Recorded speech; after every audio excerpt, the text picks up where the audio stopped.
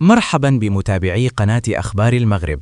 إليكم مستجدات الوضع الميداني، حيث طالبت المنظمة المغربية لحقوق الإنسان الحكومة بتوسيع قائمة المناطق منكوبة لتشمل أقاليم الحسيمة وشفشاون وتاونات جراء الفيضانات الأخيرة التي ألحقت إضرارا جسيمة بالمساكن والبنية التحتية، مؤكدة أن حصر التعويضات القانونية في 4 أقاليم فقط يحرم ساكنة هذه المناطق المتضررة من حقوقهم في جبر الضرر والانتصاف، مما دفع الهيئة لإعلان عزمها مراسلة رئاسة الحكومة لإصدار قرار تكميلي يدمج هذه الأقاليم ضمن البرنامج الاقتصادي والاجتماعي المخصص لمواجهة تداعيات الكوارث الطبيعية.